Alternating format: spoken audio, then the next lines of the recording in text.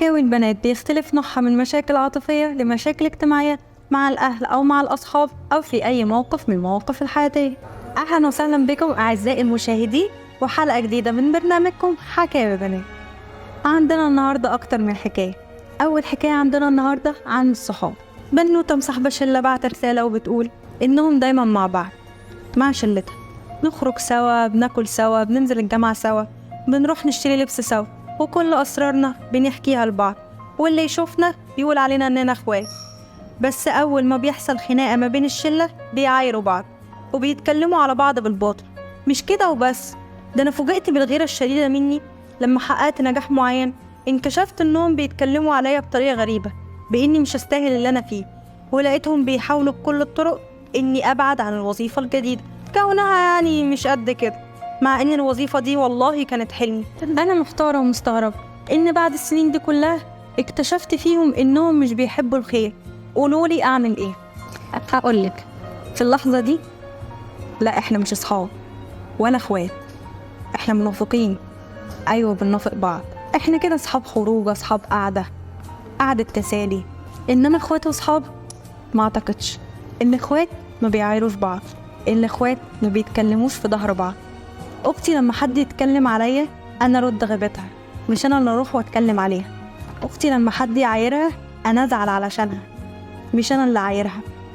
إحنا كده مش أصحاب، مش أي حد نقول عليه صحاب، مش أي حد نقول عليه إخوات، مش أي حد يدخل بيتنا، مش أي حد ياكل عيشنا وملحنا، مش أي واحدة تقرب مننا تقول أنا بحبك وأنا بخاف عليكي وأنا مش عارفة إيه وأنا إيه وأنا إيه. تبقي أختي أو صاحبتي. كلنا مر علينا الصحبة اللي مش جدع، والصحبة اللي تعايرنا، والصحبة اللي تتكلم في ظهرنا، وكل ده بس المفروض إننا بنتعلم من غلطنا ومش بنكرره. انتي عارفة إن أصحابك دولت كويس قوي بينافقوا بعض، بيبقى المفروض تبعدي عنهم.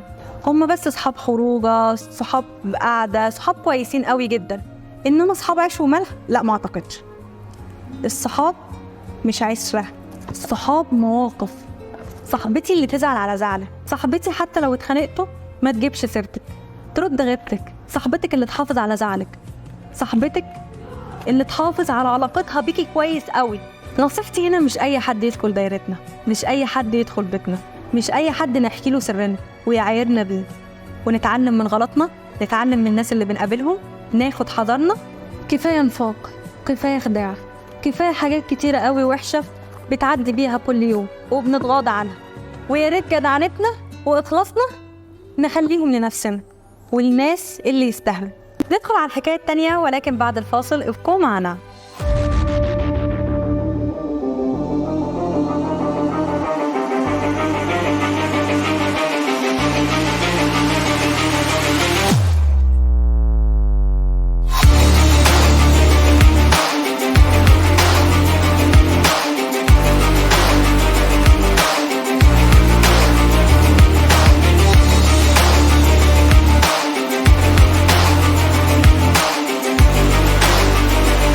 رجعنا لكم بعد الفاصل مع الحكاية التانية.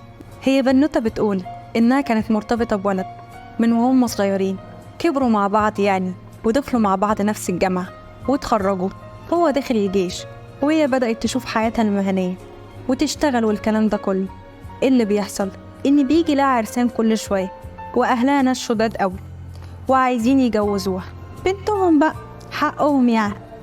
فبتقول إنها لما كلمته وقالت له إن في حد معين جاي يتقدم لها وأهلها مش عايزين يرفضوه زي كل الناس اللي رفضتهم قبل كده، ولازم تساعدني.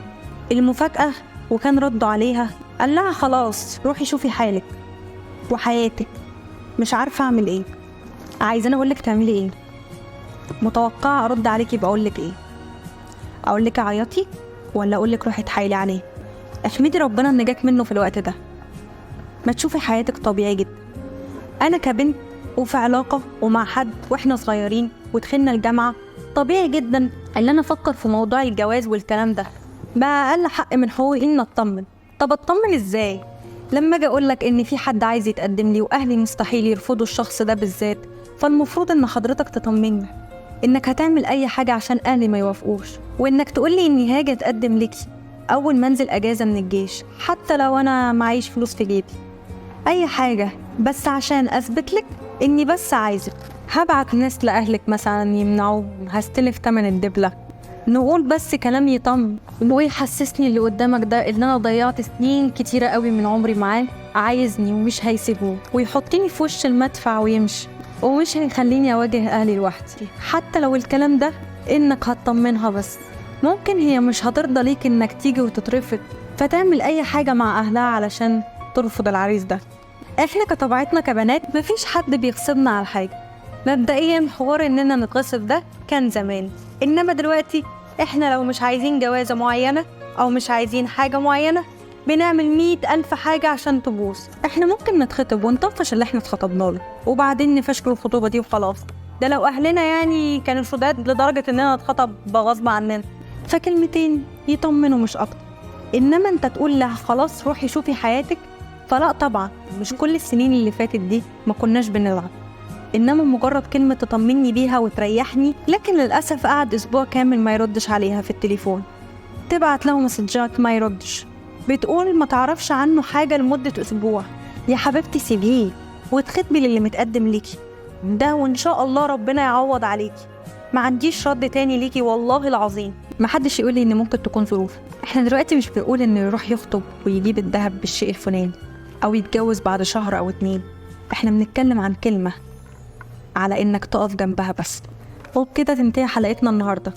اي بنت حابه تبعت قصتها تبعت على الرابط اللي موجود قدامكم، وما تنسوش تعملوا سبسكرايب عشان يوصل لكم كل جديد. كانت معكم منى الحسيني، والى اللقاء في حلقه قادمه.